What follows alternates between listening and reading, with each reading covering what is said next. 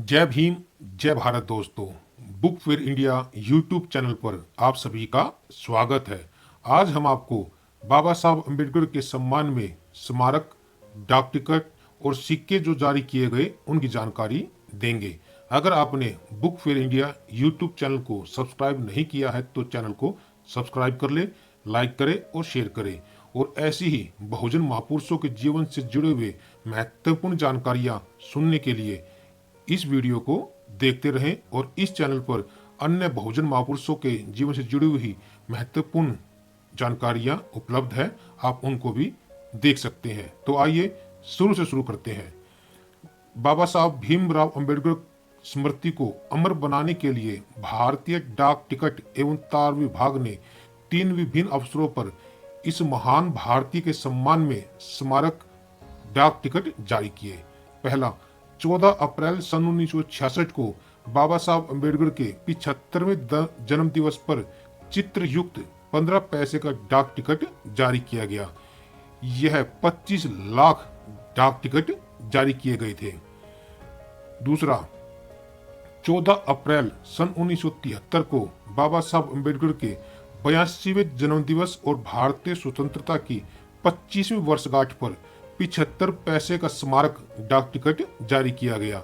डाक टिकट में डॉक्टर अंबेडकर का चित्र और पृष्ठभूमि में संसद का चित्र अंकित था। तीसरा, 14 अप्रैल सन 1991 को बाबा साहब अम्बेडकर की 100वीं वर्षगांठ के अवसर पर 1 रुपए का स्मारक डाक टिकट जारी किया गया। टिकट पर बाबा साहब अम्बेडकर का चित्र व चौदार तालाब मुक्ति के लिए किए गए सत्याग्रह आंदोलन का चित्र अंकित था। इस बार 6 लाख डाक टिकट जारी किए गए। 14 अप्रैल सन 1991 को शताब्दी समारोह के उपलक्ष्य में डॉक्टर भीमराव अंबेडकर का चित्र युक्त सिक्का भी जारी किया गया। इसके अलावा 10 अप्रैल सन 1992 को बाबा साहब अम्बेडकर की स्मृति में केंद्रीय सूचना एवं प्रसारण मंत्री द्वारा प्रीतमपुरा दिल्ली में 235 मीटर ऊंचा कंक्रीट और इस्पात निर्मित एक उच्च शक्तिशाली प्रसारण स्तंभ का लोकार्पण किया गया। यह स्तंभ दलितों के सपनों और आकांक्षाओं का प्रतीक है।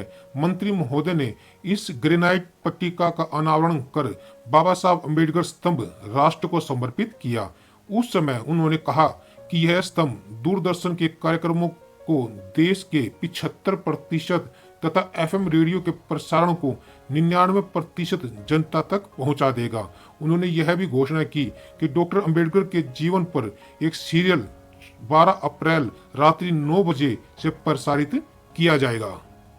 शताब्दी समारोह के उपलक्ष्य में संचार मंत्रालय के प्रशासनाधीन अनुसूचित जाति व अनुसूचित जनजाति के एक स्वतंत्र प्रकोष्ठ का गठन किया गया। एक पुस्तिका भी प्रकाशित की गई जिसमें नौकरियों में सरकार की आरक्षण की नीति के संबंध में दिशा निर्देश का संकलन किया गया था। यह पुस्तिका अनुसूचित जाति व अनुसूचित जनजाति की सुविधाओं के मद्देनजर प्रकाशित की गई थी। जबलपुर स्थित दूर संचार प्रशिक्षण केंद्र का नाम बदलकर भारत रत्न भीमराव अंबेडकर दूर संचार प्रशिक्षण संस्थान कर दिया गया।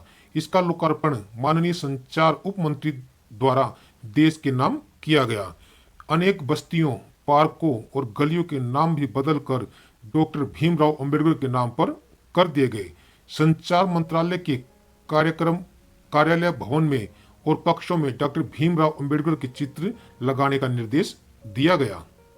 HMT कंपनी, जो भारत की मानी हुई कंपनी थी घड़ियों के सिलसिले में, वह भी इस ऐतिहासिक अवसर पर पीछे नहीं रही और डॉक्टर भीमराव अंबेडकर के चित्र एवं हस्ताक्षर युक्त कम मूल्य की घड़ियों की बिक्री का शुभारंभ करते हुए घोषणा की कि शताब्दी वर्ष के अंत तक इन घड़ियों के मूल्य पर 10% की विशेष छूट दी जाएगी।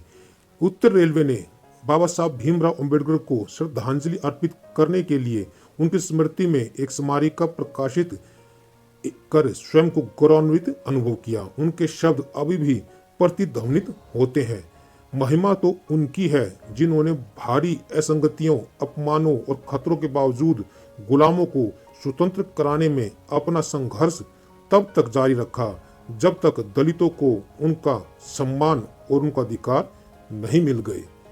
तो इस प्रकार का व्यक्तित्व, इस प्रकार की संघर्ष, इस प्रकार का महान कार्य बाबा साहब अम्बेडकर के द्वारा किया गया है। कमी सिर्फ इस बात की है कि हम ना तो बाबा साहब के बारे में पढ़ते हैं, और जब कहीं सेमिनार, मिशन मूवमेंट की मीटिंग होती है तो हम वहां जाते भी नहीं हैं। हमें इस प्रकार के मिशन मूवमेंट से जुड़ी हुई जानकारियां प्राप्त करनी चाहिए। अगर कहीं अपने समाज की, बहुजन समाज की मीटिंग हो रही है तो हमें वहां अपने बच्चों को लेकर जाना चाहिए।